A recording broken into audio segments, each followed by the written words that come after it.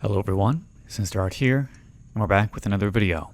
This one being Frontiers of the Mind, a study on the Maze Master's experiments, where we are looking through a CD-ROM, trying to piece together a mystery surrounding a game show, and some experiments that went along with it. So let's click play CD-ROM and go through these files. Let's click on About first. Alright. Between 1987 and 1994, the British channel Network7 broadcasted 112 episodes of the TV game show Maze Masters, an interactive adventure targeting younger audiences. Let's say file we can play.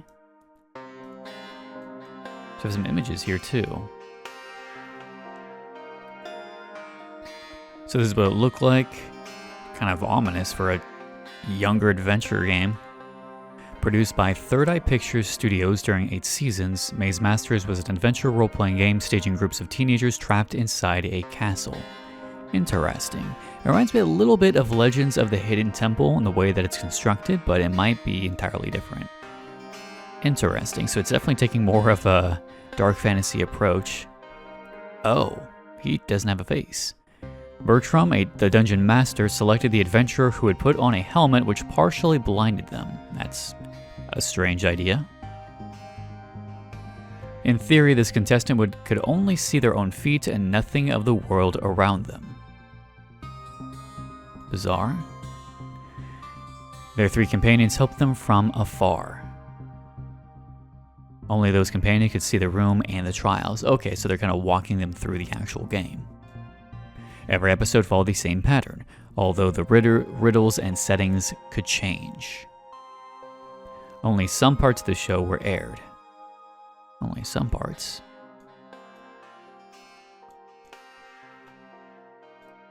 So I see the letter E here, so I don't know if it meant anything. Seems a bit dangerous, but alright. The different sections of the CD-ROM explore the format and the backstage of the show. The idea is to shed a new light on the surge events which have been revealed afterwards. Oh, it looks like some people were arrested. The names and the last names of all persons involved were changed and their faces digitally transformed. Alright. 5 years after the end of the show, the truth about the mystery surrounding the Third Eye Pictures activities has not been verified with certainty. Therefore, we wish to protect the anonymity of the persons involved. Okay. I guess we go to players. Casting. The children chosen to take part in the show were selected according to a particular process. First, they had to send a cover letter to the production and to give a certain number of details, such as their school reports, their hobbies, and the sports they practice, along with all their food intolerances or medical treatments. Interesting. When their application was accepted via a standard letter, the kids were invited to go to the closest audition. Doesn't seem too out of the ordinary. Trying to get like the right contestants on the show, I suppose. I'm guessing this is the office they go to. Once there, they were introduced to the show writers and to the member of the shooting crew. Pretty standard. Then the casting directors would have them pass a so-called intuition test, which, according to witnesses, was probably a sort of disguised Gansfield protocol. It's weird. That was a Gansfield experiment. Okay, so the Gansfield experiment was essentially to check for telepathy, to, a sixth sense type of thing, of having any kind of ESP, telepathic related abilities. So I guess that's what they were trying to test for, which is a bit strange. If they're purposefully trying to get kids who have that sonic abilities of some kind. The kids had to take a telepathy test involving cards covered with specific symbols, and during which they had to guess the Zener card chosen by their companion.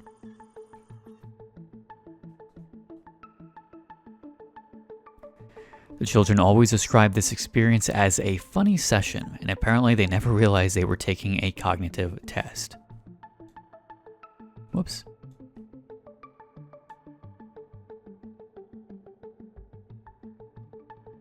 I will pause that later on and tell you what that is, or show you what that is, because I cannot see. In all likelihood, the kids' role during the show were determined by the results of the test. Okay, so whether or not they are the one out there, whether they're completing some of their task. Allegedly, the child with the lowest results was assigned to wear the helmet during the episode. Alright. Therefore, the choice was made by the Dungeon Master was not arbitrary, it had been planned long before. What was that? I can't tell. A few days later, the kids would receive a phone call telling them if they were selected or not. Okay, so that was the casting process. Who exactly is the Dungeon Master? Bertram was a main figure in the adventure. He was both a companion and a potential threat. His objective was to help the players when they needed assistance and to make their journey harder if they sailed through the challenges. Makes sense. He knew by heart all the rules of the game and he had access to the solutions of all the riddles of the castle. As the Dungeon Master, Bertram controlled the game's rhythm. In case of conflict, he was the only judge entitled to decide. Interesting. However, several members of the studio asserted that he was wearing an earpiece during the shootings. Bertram is an iconic character of the show, and he left his mark on the whole generation of young viewers. Although the investigation revealed that he knew nothing about Third Eye Pictures' doings, Bertram got himself noticed for other reasons. I don't like that very much. Several letters of complaint were sent to Network7's headquarters, reporting the fainting fits, migraines, and headaches affecting some children. With a focus on his eyes here. Does he have his own telepathic abilities that he's beaming through the screen? Those incidents most happened when the actor would perform the Bertram stare during the final shot of the episode. The stare was described by young viewers as hypnotical and terrifying. You can see his eyes kind of glow here almost. Several adults reported having similar reactions while watching those sequences. Interesting. The Dungeon Master is the only character who was never replaced during the 8 seasons of the show. Oh. I don't know what that was, but I guess we'll see later on. Controversies. During the game, the children seemed delighted and it positively affected the show. The audience ratings were among the best of the channel, and the show even won several prizes, thanks notably to the wonderful work of the writer's crew and of the artists in charge of the show's artistic direction. Having a very unique dark fantasy vibe, which in the late 80s, early 90s was quite popular, so I imagine it would be fairly popular all around. As for the different experimental protocols, they were always so subtle and so well designed that there was never any suspicion, and they never disturbed the kids in the short and medium term. What about the long term, though? At the end of each adventure, the kids would receive a certificate on which was written in text supposed to cleanse the different parapsychic suggestions to which they had been exposed. So it's like some MK Ultra shit, where as they're playing through the game, they're getting like subtle bits of suggestion here or there. Mind control, brainwashing. Subliminal messaging even. Although we do not know the exact number of accidents which occurred, 2 of them have been certified. The first one involves prototype number 2. I don't know, what is that? This version of the helmet made it possible to show the adventurer's mental health in real time. Interesting. Thanks to captors connected to the pulse into the back of the kid's eye, the software was supposed to display a face which would change color according to the stress level of the player. Oh. Interesting. I guess to show stress along the way, sure. During one episode, the face suddenly turned into something gruesome. The skin was peeling off on its own until there was nothing but a sinister skull. That's weird. The kid wearing the helmet started to cry uncontrollably. The episode had to be stopped in order to remove the device from the helmet. That's really bizarre. The second incident is even more striking, and apparently it was not related to the helmet itself, since no particular device had been integrated during this episode. So they're definitely experimenting on their actors in each episode, using any kind of telepathic or psionic devices for whatever that be, research, for profit, who knows. In the course of a discussion with the jester, the player suddenly had an important nosebleed beneath their helmet. The so-called nosebleed episode turned out to be the starting point of the problems related to the Jester. See the Jester incident. Okay. We'll have to come back to that later. The Bristol Kids. The cases of the Bristol Kids date back to the pilot episode, which was supposed to convince potential broadcasters to buy the show. The contestants were around 14 years old at the time of the shooting in 1986, and they must be around 30 today. We ignore the protocols the players were exposed to, and it took several years for the disturbing points to be revealed. Oh. The 4 young winners pursued brilliant studies right after the show, although they initially had low to middle grades in school. Interesting. So something clearly happened to them to enhance or alter their state of mind. They all developed particular skills in biology and maths, so much that they skipped several years and joined special curriculums. The most disturbing element is that those young people did not know each other before the show, and they did not keep in touch in any particular way after the shooting. I mean, it kind of makes sense. If it's a one-off, then why would you? Eventually, in 1996, the 4 former contestants were invited all together and by chance to the prize-giving ceremony of a mathematics award, and that is where they connected the dots. Okay. That they are all in the show. Proving the connection with the show would ultimately involve some speculations, but their participation to Maze Master's pilot episode is the only common point between those 4 gifted persons. No similar event has been reported with other contestants. So like they said, there were no protocols in place. There were no regulations on the experiments they were conducting on these kids. So I guess we see the results of that. So we did players. Let's do characters next. Allies. During their adventure, the groups would meet several allies willing to help them. In addition to the Dungeon Master, they would rely on the assistance of Maldor the Chamberlain. He could be prankish and slightly terrifying, but he never refused to help the adventurers. Easily identifiable with his red gown and his crown of white hair, his help often appeared as clues related to the forthcoming riddles. The contestants could also walk into Selma the Shepherdess, a young woman lost in the castle too. She never clearly explained how she arrived there, but she would give the contestants advice and directions. The help of Cora the Sentinel could be determinant. This mercenary from the marshes surrounding the castle knew all the weaknesses of all the entities abounding in this place. Interesting.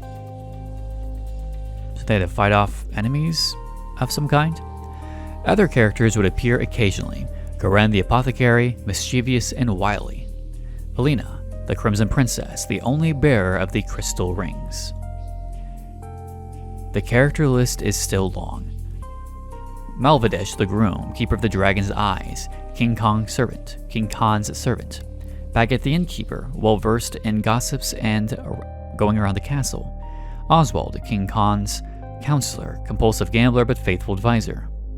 Salkis, the shapeshifter elf, we do not know of his any other forms. Murden the Wizard, descendant of the first druid. He was the only character who could bring a contestant back to life. Assuming, they, quote, died. Enemies, it has 2 N's here.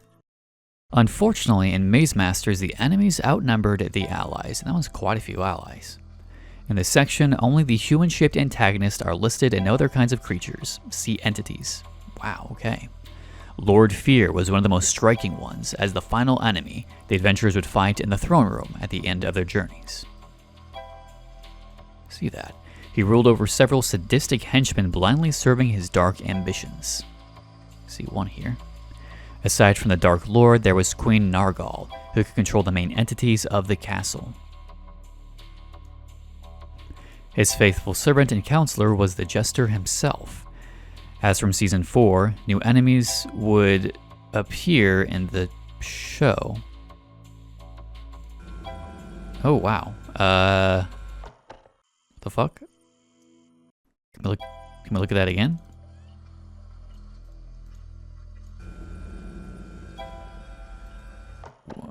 Whoever the fuck that was. Okay, so enemies. Cast turnover. Tonal shift. Although the incidents related to the cast of the show remain quite minor, they are no less noteworthy considering the evolutions discovered later. It appeared that some actors got so lost in their roles that they were unable to break character. That's concerning. The actress playing Liliana was found asleep on an unsettled horse somewhere in London's suburbs. The performer playing Watan the Wizard set his garage on fire while trying to find the Philosopher's Stone. Alright. Yet the cast turnover certainly remains the most curious element. Except for a few rare exceptions, most of the actors refused to keep their roles after their first shooting. Many reasons were mentioned, but the most common one was related to issues with the catering on the set, and in particular the presence of something in the meat. What the fuck do you mean something in the meat? I don't want to know what that means by something in the meat. Okay, let's look at the Jester incident. Oh, we can watch it? Maybe, maybe not.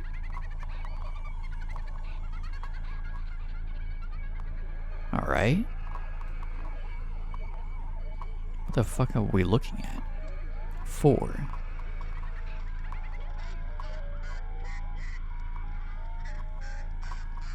Five? 6?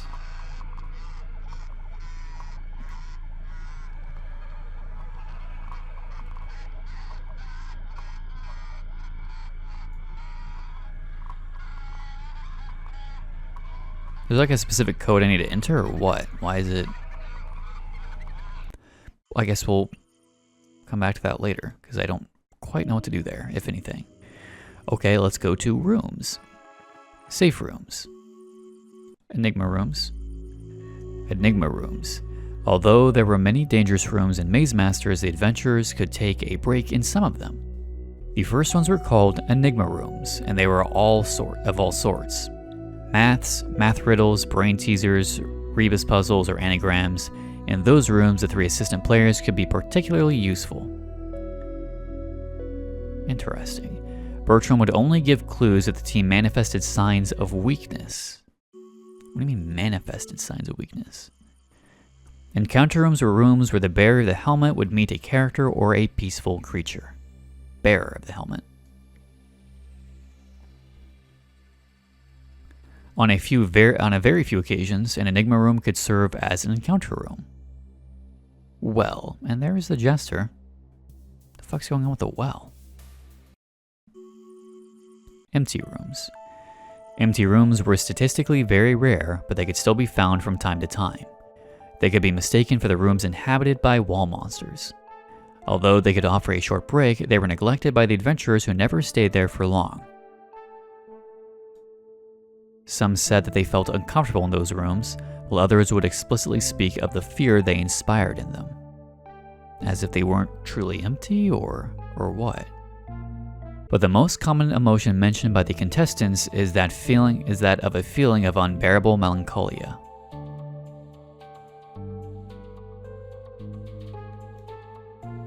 Like a liminal space, just the emptiness of it all. Despite their very young age, the contestants said that they experienced the emotions of an old person on the verge of death. That liminal space, the transits between one area and the next. And I guess they're interpreting it as life to death. Some of them would feel regrets and remorse related to notions they could not explain. The production eventually stopped using those empty rooms due to the players' negative feedback. You can see that. However, some of those rooms never ceased to appear in spite of this decision, triggering a wave of panic and confusion among the production crews. Meaning they had no idea that they were even included at all. That's bizarre. It's like the game show has a mind of its own. Healing rooms are rather rare but appreciated when they appeared. They gave the adventurers a few precious health points, and without them, some teams would have probably failed. In addition to the rooms, some items from the choice trial could also provide some health points. During the last scene of the adventure, the players could also receive some bonus points according to the number of health points remaining at the end of the journey.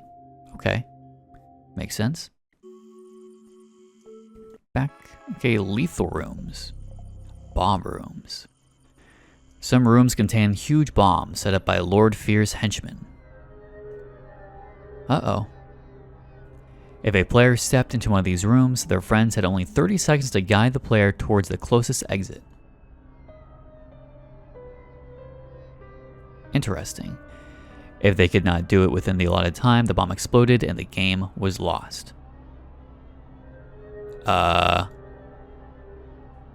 sorry? What the fuck is this?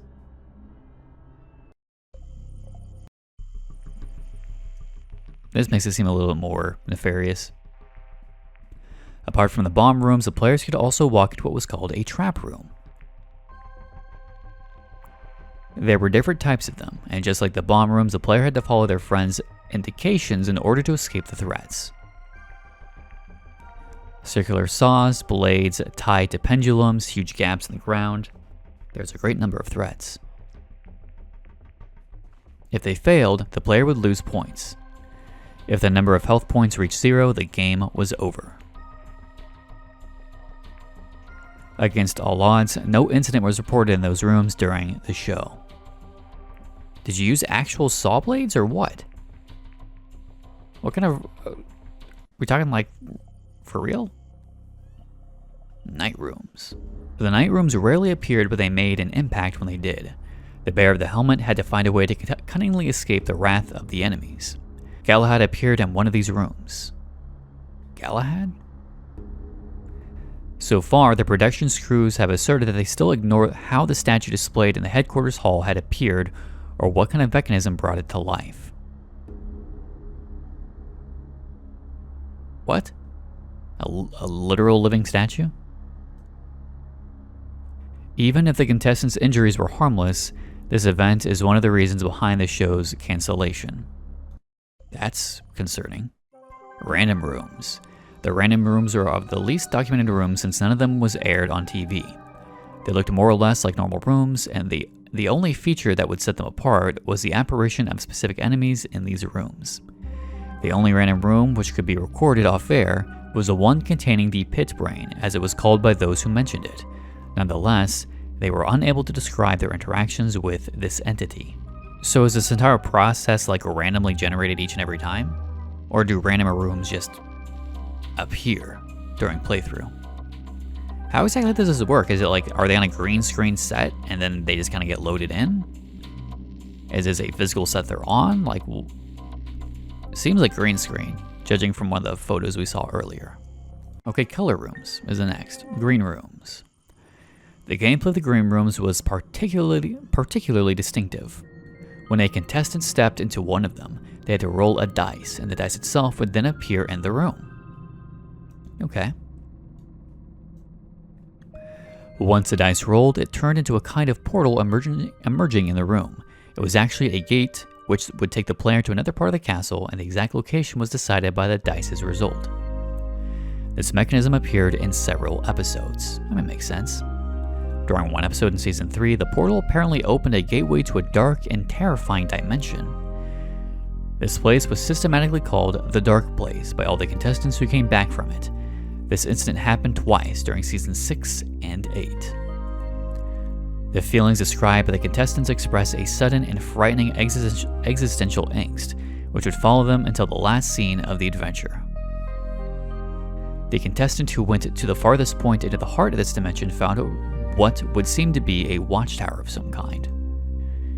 He mentioned a dreadful presence overlooking them from the tower, but he remained unable to define it. So something existed in this dark place.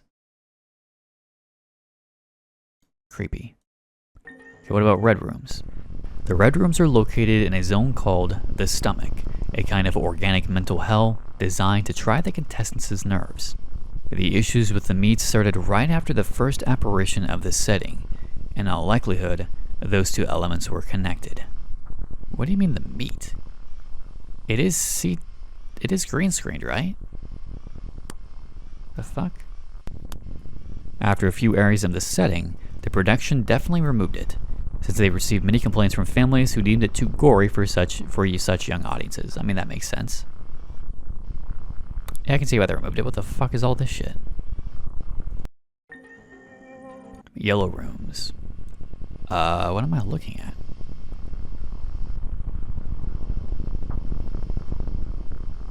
Our only option is to go back. Clearly there's some kind of entity here. Okay, blue rooms then. Up to now, the blue rooms have remained mysterious. Why? Created by Jay as some sort of mental trial which could only be crossed with a substantial mental health, the blue rooms would trigger particular visions related to a dizzying dimension reminiscent of brutalism. I can see that. Every contestant, even remotely fragile, could only stay there for a very few moments, and they all mentioned a heavy feeling of sadness. The corridor leading to this dimension is in itself a challenge to cross. Notably, there were cruel imps and horrible giants with a distorted face. Yikes. They are quite fucking ugly. If the contestants managed to avoid them, they could step into the zone. Several images have been recorded, but their content makes every attempt to analyze them useless. Jay's pages on this matter seem to have disappeared from his research notebooks. What do you mean, their content makes every attempt to analyze them useless? What does that mean? Just that they're hard to make out what it contain them? That is a whole ass head.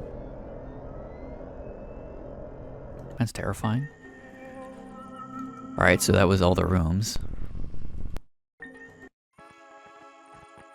Okay, secret rooms. Last one. Dark rooms. I mean, it makes sense. It's dark. Meat rooms. This section addresses one of the strangest mysteries surrounding the show. Right after the first jester left, a certain number of events happened, all meat-related. Apart from the panic concerning the catering, several rooms in the castle were found packed with pieces of rotten meat, taking the place of props that were supposed to be there. That's bizarre. Even if the crew in charge of scenery denied everything, the events blew out of proportion in increasingly troubling ways. The production even had to install security cameras on set in order to try to identify the culprit, but it remained useless. So these are physical sets then, right? They're physically on set doing things. It would seem that the meat appeared on its own. Apparently, the radical decision from Season 6, introducing three-dimensional sceneries, put an end to those manifestation. Aura rooms.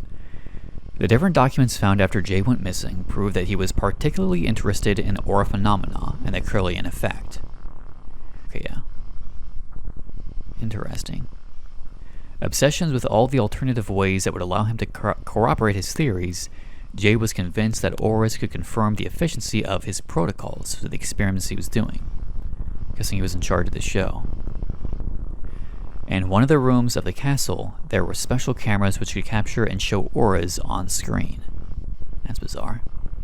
Quite unexpectedly, only the aura of the room itself appeared, but no human presence was recorded by the captor. So the set itself is living and breathing? However, the rooms seemed to glow with different colors according to the number of health points of the contestants. Since the results were not satisfying enough, the process was quickly dismissed. Well rooms. What the fuck am I looking at? The well rooms would appear at random. If a well had actually been built, especially for the needs of the show, the original prop, painted by an artist, disappeared from the studio. After this theft, wells started to emerge from the ground in random scenes. Just like the meat apparitions, this issue was stopped by the shift to digital sceneries. So they went from physical sets to green screen sets. Okay, that's some clarity.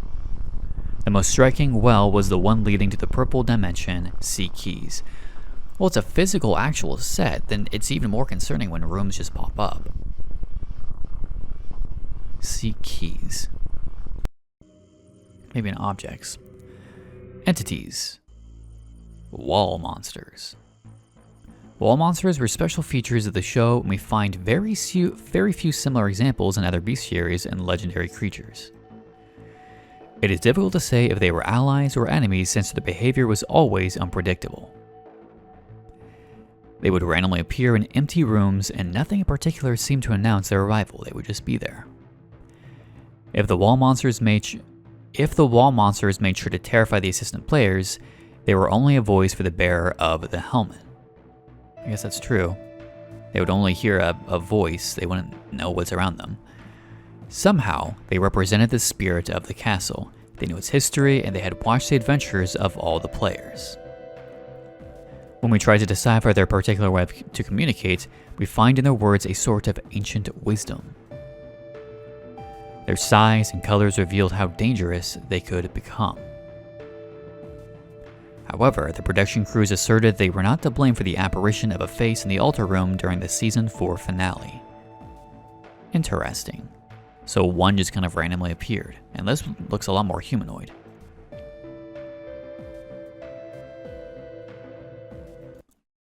So the entire set is haunted. Creatures. Oh my god, that's a lot. Can we learn about any of them?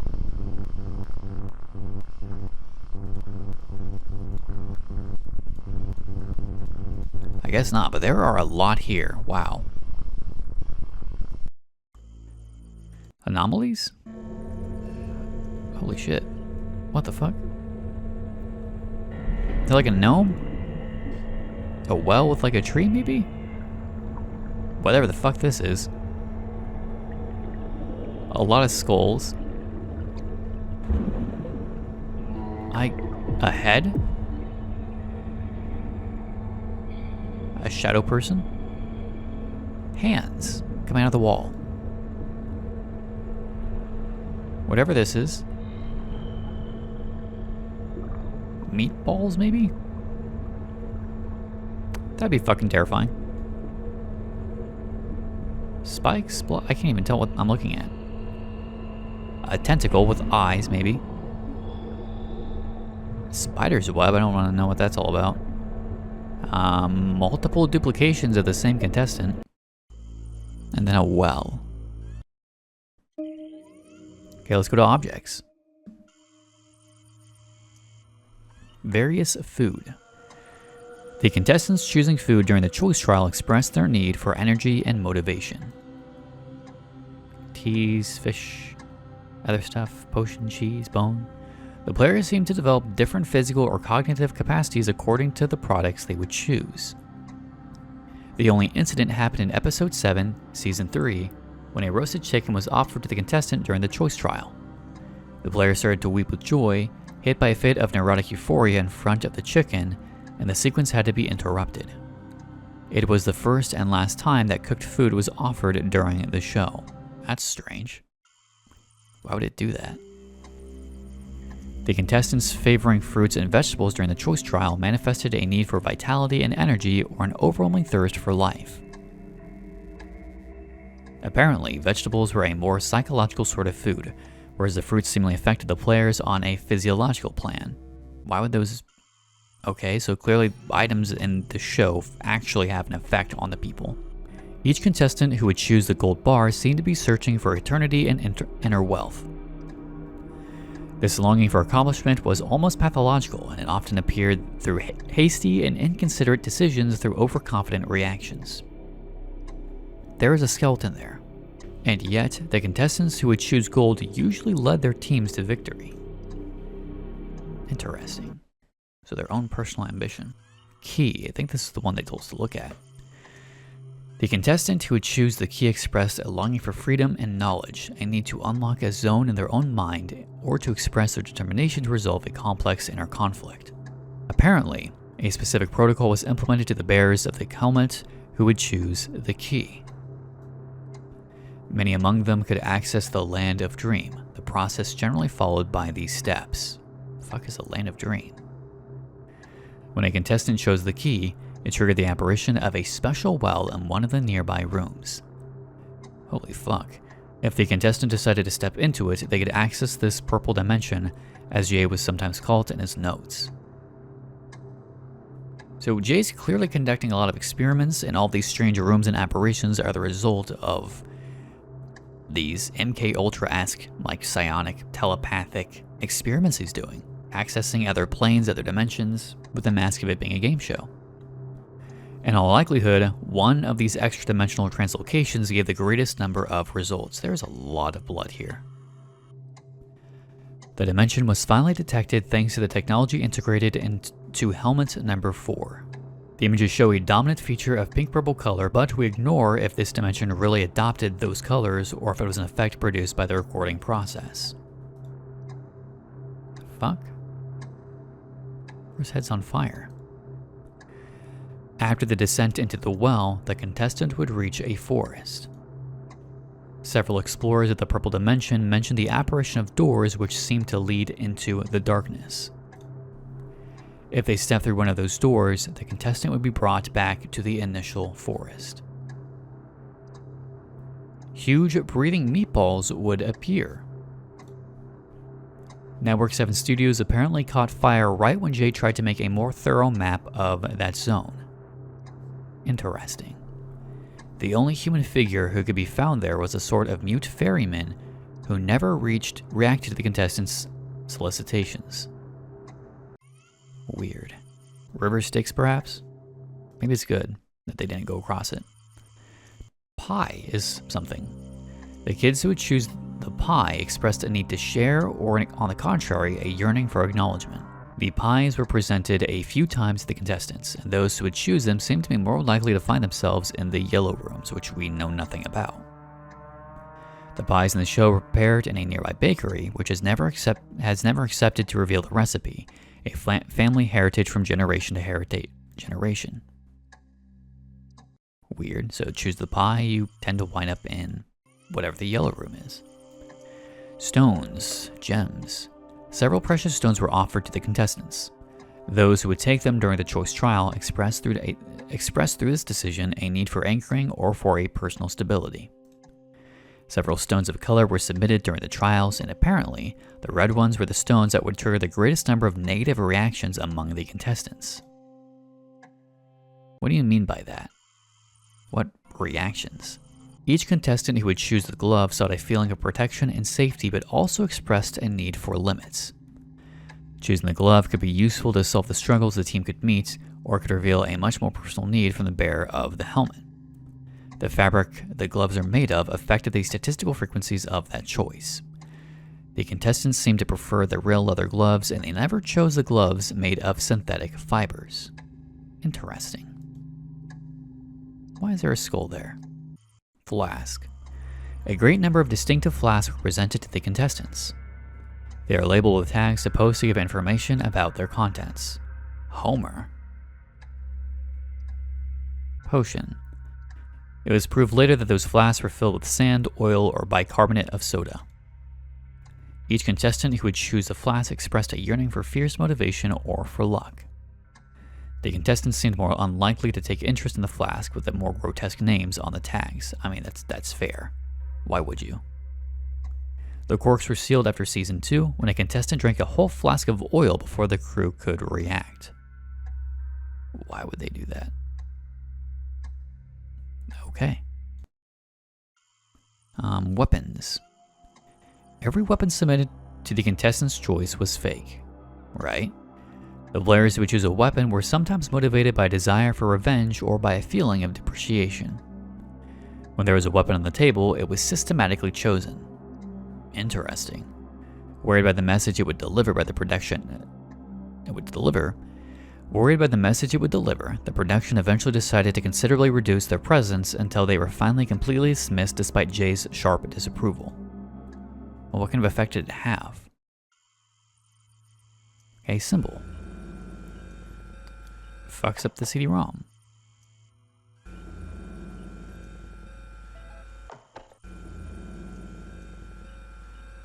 Okay, I guess bone.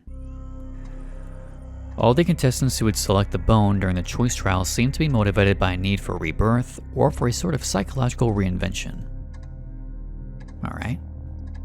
Choosing the bone was about accepting your own ending in order to live again.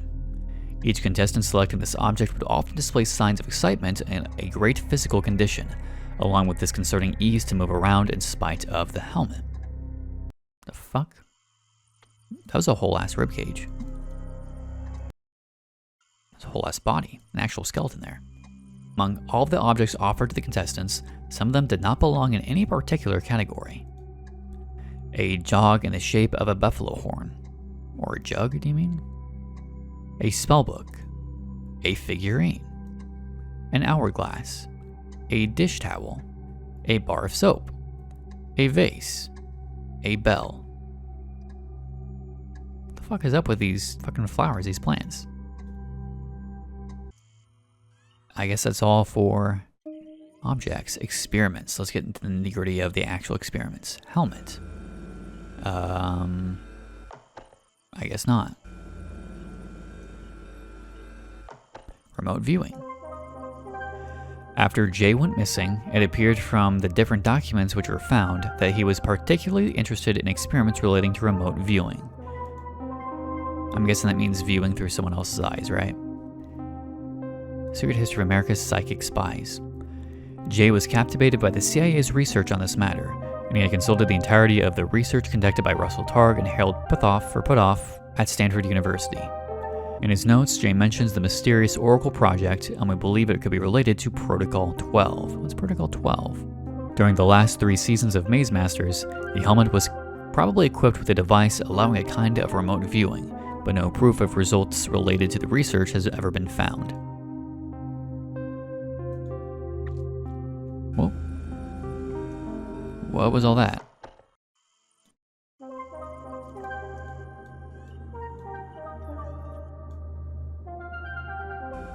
I'll try to stop it and look through the different images for you. Hallucinogens. Nothing, okay. Brain camera. Also cannot access it. More? Third eye pictures. The information given in this section is, to a certain extent, speculative. It discusses the doings of a certain J. blank, and the different groups he supervised, the Self Bureau, the Dream Clinic, and at the time of the events, Third Eye Pictures. Jay's scandalous personality and his different aliases, not to mention the eccentric gossips about him, have all blurred entire parts of his biography. According to certain elements from our investigation, this individual, known as James Jeremy Jacob Jasper, came from Wales, and could be around blank years old today. If this person was indeed identified by several witnesses who spent time with him, there is no trace of Jay or his aliases in the British Administrative Archives. 5 years after the events, a certain number of former members have accepted to speak out, enlightening us concerning a few elements about their experience. Let's start with origins and precepts. The Self Bureau. We could find no trace of Jay, who was known as Jacob at this time, before he arrived at Cambridge University to study psychology. He attended the course delivered by Devin Kay, who quickly became his mentor. As a specialist of altered states of consciousness, he taught Jay the fundamentals of parapsychology. We ignore the true extent of their collaboration, but it became more than an academic one. Jay would spend all his time in his teacher's labs and had to retake a year on account of his many absences. 4 years later, Devin Kay was diagnosed with a rare disease and left the academic world. Jay was described by his classmates as one of the best in their year group, but also as the strangest one. What the fuck? I think that's an image of like aura right here.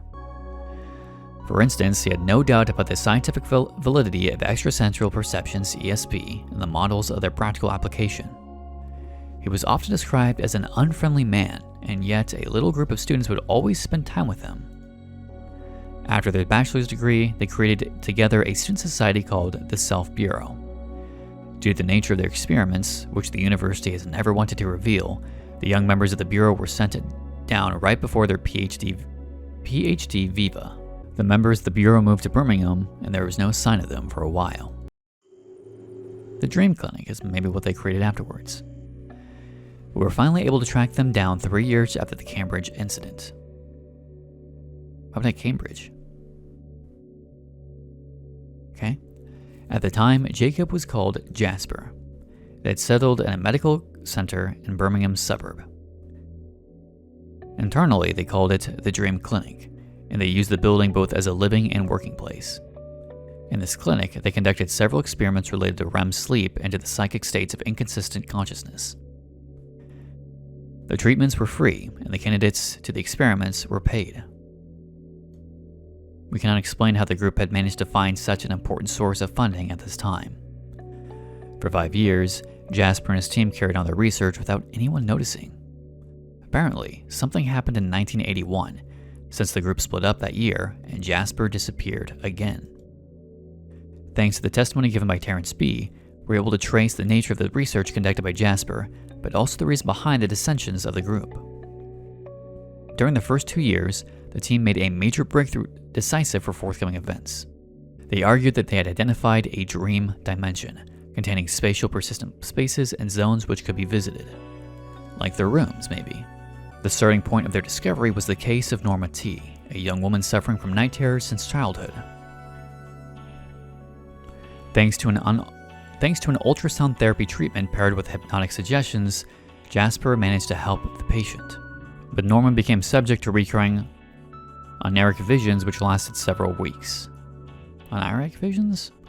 Jasper used the same treatment on other volunteers in the clinic, and the results exceeded their expectations. They experienced the same visions, and they became systematic, despite the complete isolation of the patients. At first, the images were peaceful. A little bridge leading to a calm sea, a majestic tree bathed in light. And as they walked further into the dreamlands, the visions became more symbolic and even mystical. The candidates mentioned visions showing huge eyes staring at them and a face of cyclopean size. All the candidates explained that after a little while, they would see a sort of tunnel or an arch shaped by trees, and at the end of this strange corridor, a door or a gateway would appear. As they got closer to the gate, the candidates would show signs of tachycardia. Some of them would also be subject to vomiting. We suppose this is the moment when the group started to split. Jasper and 2 of his most faithful followers really wanted to see what was behind that door. The other members expressed a certain unease concerning the uncontrolled protocol and possible effects on the candidates who had not given their full consent. Despite those dissensions, one last experiment was conducted on 10 or so candidates who were given an anti-nausea medicine. All the subjects said that after stepping through the door, they experienced a stream of traumatizing or nightmarish images. It could have been a case of phobic hallucinations from traumatic memories or about death. The dreamers mentioned a huge house lost in the middle of an empty and sinister heath. Once they'd stepped into the house, the candidates could see stairs and a checkered patterned floor. The house seemed empty, but they all mentioned a heavy feeling in the chest and a metallic taste in the mouth. Among the 3 candidates who climbed up the stairs, 2 of them mentioned their meeting with a young girl standing among wooden flotsams. When she spoke, no word came out of her mouth, only a strange sound of wood cracking and breaking.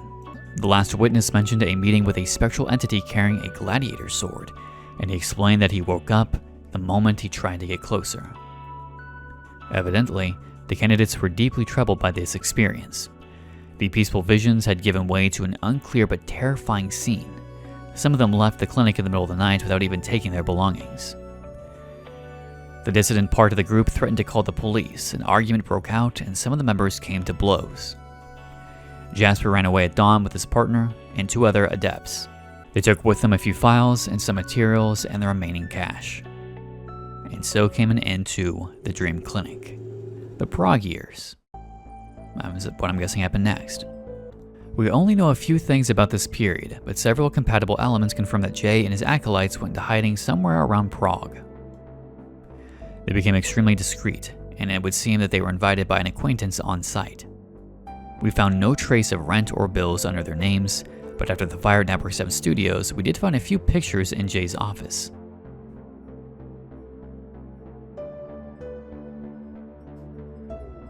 Interesting. They apparently lived in reclusion. However, a great number of parcels was delivered to the address of their living place. I wonder if they started experimenting on themselves, on one another. The inquiry established that they contained books. The number of volumes is likely to have represented Jay's important esoteric collections found in the studio, the archives, books. 3 years ago, an independent journalist discovered a book written by the couple during their Prague years but published in the United States. entitled Dreams Transform Your Life Through the Power of Your Dreams. It introduces different techniques related to dream control. Here are the names of a few of the chapters. Painting the Imaginary Tree. Taking a mental self-portrait. The Third Eye. Identifying your personal archetypes. Building a house of dreams. Sketching dreams. Digging into the unconscious, These look familiar, like stuff we've seen in the actual game show itself. Digging into the unconscious. Learning to fly. Some of these images are repeating too, that we've seen elsewhere. On the Dream Highway. Posing a visual question. Building a dream temple. Setting your dream self free. Bizarre. Guess we go to TV production. Network7. As soon as he came back to the UK, Jay put a lot of money in different kids' TV programs on cable channels. Here are a few noteworthy examples. The Cranky's Electronic Comic, Galloping Galaxies, Ghost Train, The Computer Program, Alphabet Zoo, The Trapdoor, Terror Towers, Alias the Jester. A lot of these seem to have rolled into what eventually became the TV show here, Maze Masters. Movie Productions, Third Eye Productions. Prison Kill, Meatballs, Brain Feast, The Meat Man. A lot to do with meat here. Between 1990 and 95, Jay funded through his affiliated company called Third Eye Movies 8 feature films thanks to the benefits collected with Maze Masters. Most of them were immediately released on VHS, and they can no longer be found. Although all of them are horror movies, we can notice, in the course of the years, a shift toward a increasingly gory and deviant content, a surprising choice for production studios specialized in kids' TV shows. You can click on the tape to see some of the photographs from each movie. Can we? Prison Kill. That is very gory. Holy shit. Wow. Evil Eye. That eye does look relatively evil. It's shooting a fucking laser beam. Looks a little fucked up. The fuck is that?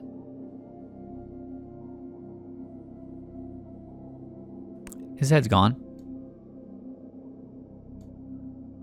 Dead Planet. The fuck is that?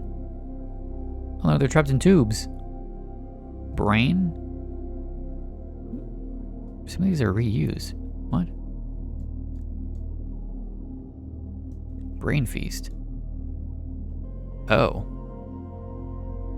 Oh.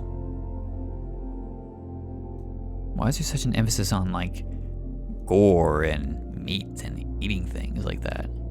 The fuck? Meatballs? Oh god. They kind of look like brains, too. Holy shit. Looks like it might hurt a little bit. Fuck. Death Trap.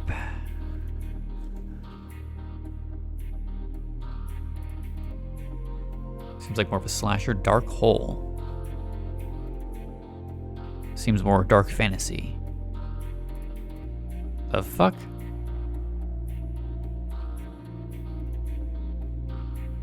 Meat Man. That's kind of gross.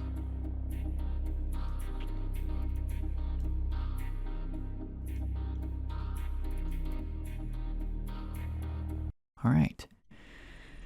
Controversies. Nope. Don't get a look at that, do we? All right, well. Theories is next. Oh my god, there's so many. Or not. Multiverse.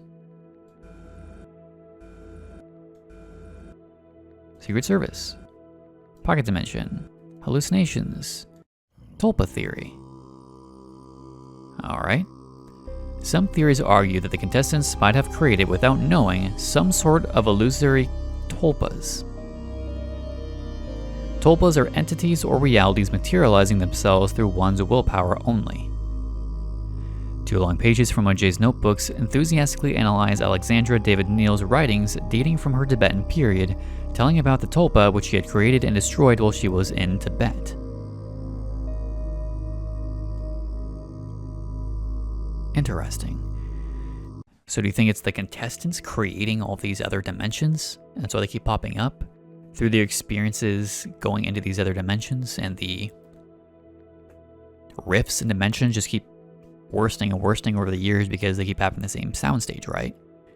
So the paranormal happenings, the weakening of dimensions made the studio a focal point, which is why things kept getting weirder and weirder as the years went on. Cult theory. The theory according to which Jay behaved like a guru with the people around him is unfortunately quite solid. From the Self Bureau to Third Eye Pictures, he never stopped pursuing parascientific goals colored with New Age nuances. Almost all of his adepts refused to talk to us. Most of them seem to be fearing for their life. It can be noted today that Jay is still somewhere outside, and it could explain their reluctance to speak out. Among all of the research undertaken by Jay, none of them stray from his burning need to seek a door beyond the frontiers of the mind and to stretch the limits of perception. What exactly is he looking for? What does he hope to gain? Cover-up theory? No. Mind control. Shadow people. Aside from the events from the TV show, Network 7's premises gained a certain reputation in the British paranormal small circles, and we saw some shadow people pop up in the entities section. Wouldn't shock me if we go through some of the older photos, we find shadow people in the background. Several members of the production crews mentioned strange apparitions on some of the photographs taken during the shootings. Although the official investigation ignored this aspect, several theories pointed out the possibility that those apparitions could be connected to different dimensions which had been explored.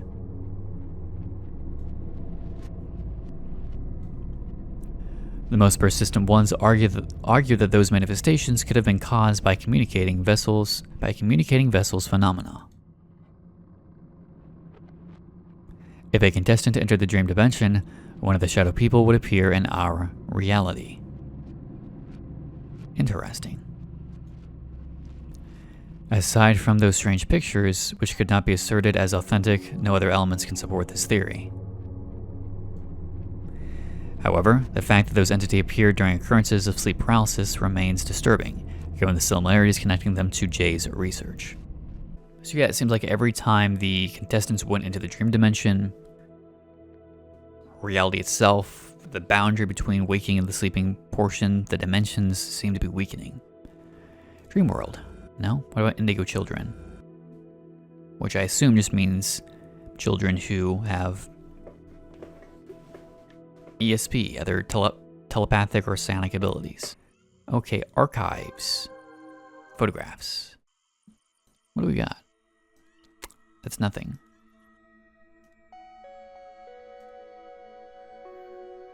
This one? Heavily distorted. The fuck? Like, you can vaguely make out the actual image, but it's so distorted and corrupted. Like screaming faces being added in.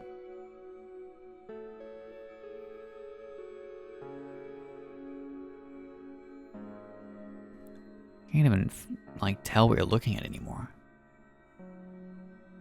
Like the photographs are glancing beyond what we can see into another dimension next to ours.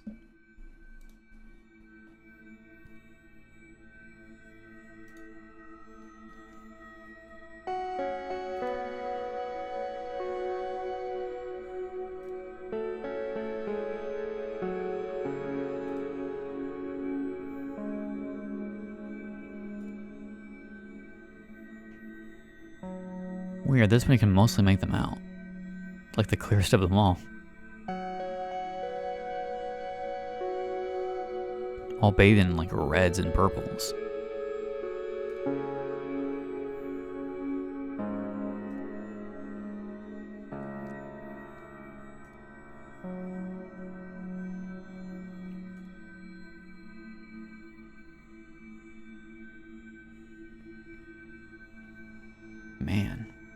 is so much to this game.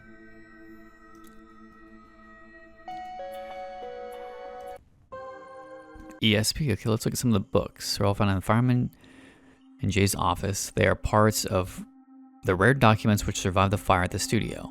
The pseudoscientific content of most of these books questions the dentological soundness of those experiments. You can see the covers of these books along with the potential notes written in their pages by clicking on each book cover. Spirit releasement theory. Progression therapy, present life recall, birth regression, past lives therapy, recovery of soul mind fragmentation, spirit releasement, remote spirit releasement, treatment of the demonic.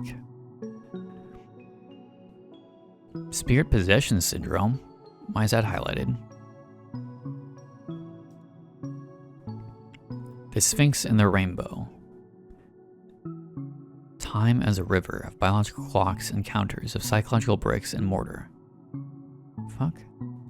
Of time, space, and reason intuition, the birth of space-time, the Gestalt Odyssey, 3 kinds of time and intuition, the frontal brain power, lessons of lobotomy, the mind's manager, power behind the throne, the brain's secret model for forecasting, the forecasting brain, shapers of the stream, the higher and lower brain, how personal differences shape the stream, mind beyond the brain, or the question of a higher shaper, the puzzle of precognition. And then here are the 2 researchers he enjoyed. Labyrinth of Synchronicity is underlined. And Maze Master is a labyrinth. Holographic mind. Precognition vistas, the problem of information transmission and contact between worlds. The end of the rainbow. So he's definitely trying to intentionally reach an entirely different dimension. Participation is the key to psychic demonstration. Chord reading? Materialization? Reality of human auras? Indication of death by aura? Life, death, and consciousness? Out-of-body experiences, a light beyond the half-open door, so again that reference to a door. A strangely terrestrial paradise, the ultimate destination. Death and consciousness? A conception of surviving in another world. The visions of dying. Did he think he was going to die and he's trying to look for a way out? Because references to dying, going beyond a door, trying to reach another plane. Did he fear of dying? Or did he have visions of dying? Forbidden knowledge. Hidden forces, things unseen. Faith and fantasy. Exploring the paranormal. To be or not to be human. Lysergic acid and transpersonal experience. Paranormal phenomenon, the near-death experience. ESP. When men and women lose the sense of mystery, life will prove to be a gray and dreary business, only with the difficulty to be endured. Here's the, what was this called? You know, the experiment to see if they have ESP. Specializations of left and right hemispheres. Interesting. ESP and energy. Another research problem is this. What kind of energy does ESP use? Does it operate on energy? Whatever. Okay. The search for psychic power. Mass broadcasting experiments, card guessing experiments. Got that. Exploring inner and outer space. To the higher power who guides us all from our inner and outer space, and to all of us who are growing in awareness of our immortality and our multidimensional being. Quest for reality, inner and outer space connection, consciousness, communication, new biology. Darkness walks. Shadow people among us. The mystery of shadow people, negative shadows. The Hat Man. That's when you take too much Benadryl. Getting rid of shadows. ESP. This is all real. Remote viewing, stranger than you can imagine. So again, going into remote viewing, a lot of his theories we're seeing expressed in the game show are in all these books. Exploring the 4th dimension. If I'm here, who's that out there? Climbing up the golden stairs, which I don't think we had a reference to golden stairs. The sacred and the psychic. Demonic possession. The collective unconscious. Life beyond the super ESP. So we did see a little bit of like spirit and demonic possession. We see references to a door and going beyond the door, of ESP and higher dimensions. Almost like he's trying to, like, reach paradise, reach the afterlife. Or at least viewing into it. Either that or just a parallel dimension. Explaining the unexplained. Altered states, dreamless being the Gansfield mind forces. Search of the light. Young children as psychic subjects, and that's where he got his idea. Hopes for the Gansfield. I don't know. Who's a spy? Susan Blackmore. Maybe she was Cambridge Revisited. Maybe she was one of the original. Last one. Anomalous experiences. The role of altered states of consciousness and extrasensory experiences, Chris A. Rose. Will we ever know whether extrasensory perception exists? Anomalous experiences during deep hypnosis. Apparitions of black dogs. Observing the impossible, eyewitness testimony for darkroom seances. And those are all the books. We see a lot of those theories put on display here. Okay, so these are drawings realized by the contestants after each show. The kids' drawings effect seem to last more or less 24 hours. Reproductions of the notes in French that Jay left on the back of the drawings. Image 1. Duncan, 15. Opposition for rogue test aura. This looks like the well with like blood flying out of it. A monster of some kind. Oscar, 14. Which is just a mountain. Isaac, 16. Can't tell. Okay, well, these are not in English, and I don't know French. Well, we have an entity here. Ombre entity. Shadow person? A portal? Christine, 15. Connection? Cask 4. Tester Protocol 12.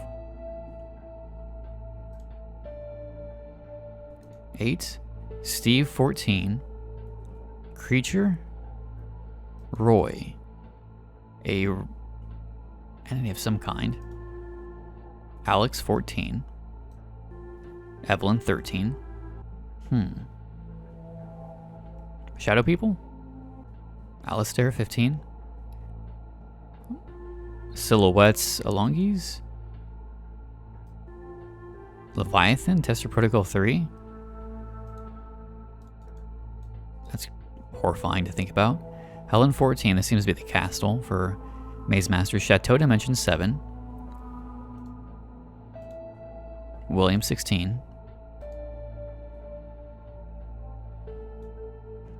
Hieronymus, 15.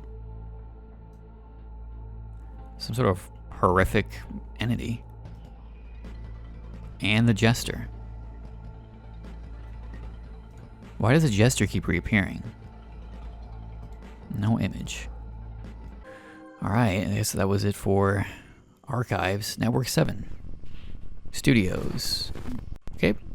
Filming crew. Okay. History. It is burning. It's on fire.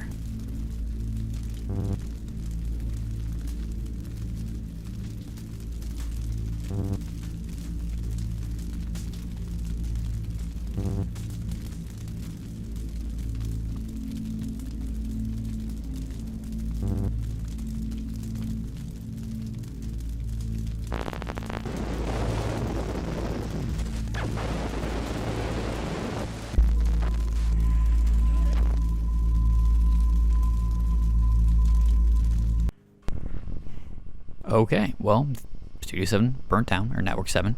Authors. No. Creative teams. No. Programs. A lot there to unpack.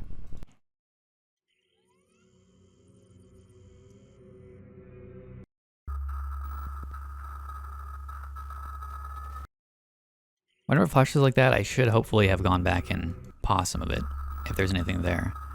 What the fuck? What was that last thing?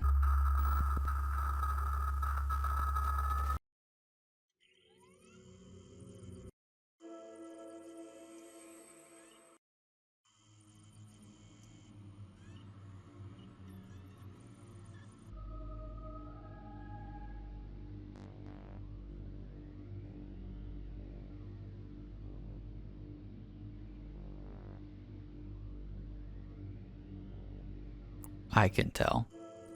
Bonus. David Rowe art. Very cool. All different set pieces.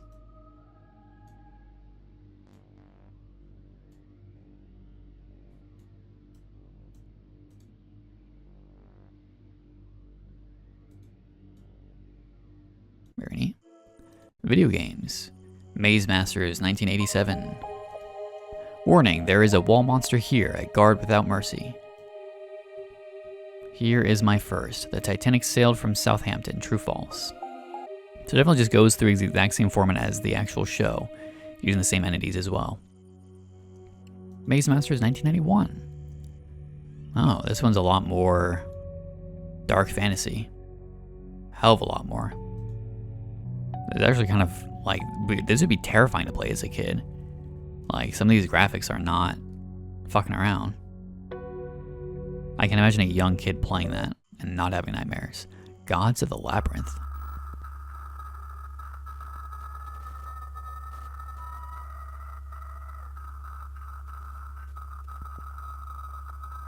Guess we get nothing for it.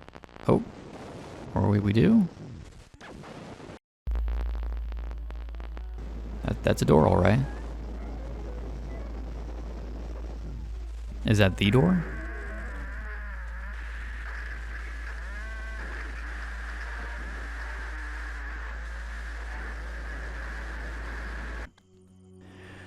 Okay, Gods of the Labyrinth.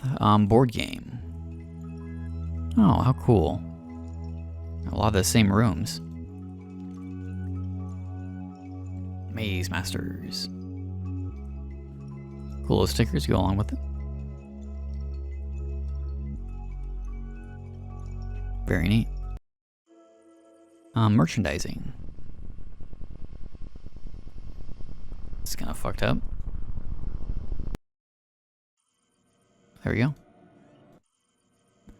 Fortress of Assassins cover art David Rowe.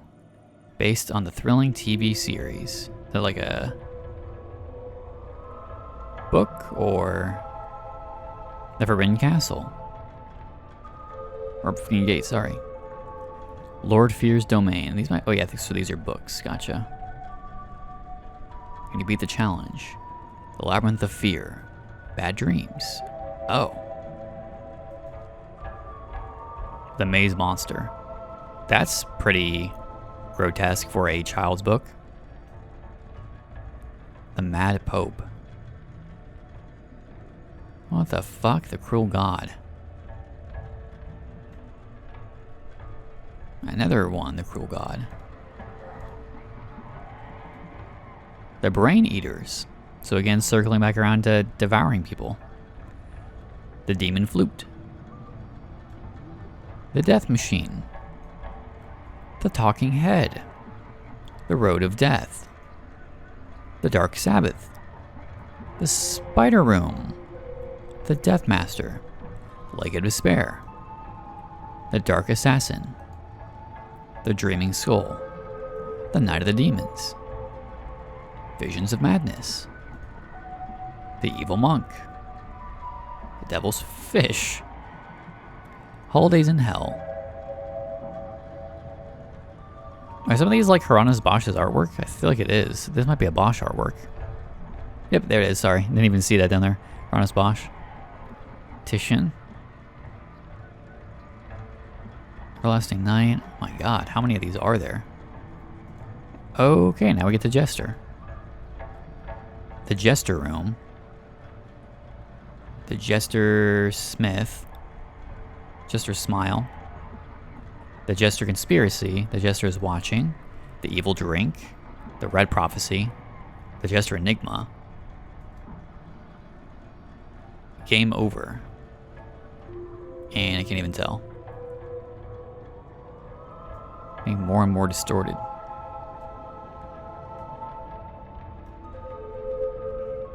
Fuck, what's that all about with the Jester? What the fuck?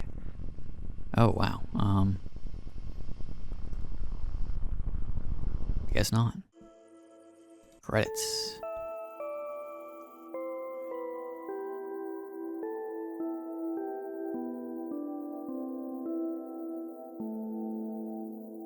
please click here. What do I... Okay, not that one. And that was, I think, everything. That was the saga of the Maze Masters and Jacob, Jasper, whoever it is, conducting experiments, trying to reach a higher plane of existence and kind of unleashing hell, it seems, upon Network7 Studios, which caused it to burn down. I would highly recommend getting it yourself, reading through it, seeing if there are other things that I might have missed along the way. It's a very interesting story of a strange mystery to piece together all around. It just kind of takes about an hour and a half to really get through everything. Granted, I also read everything aloud, which would take a little bit longer, but it's entirely up to your own discretion. I enjoyed it. If you enjoyed the game, I'll leave a link to it down in a pinned comment.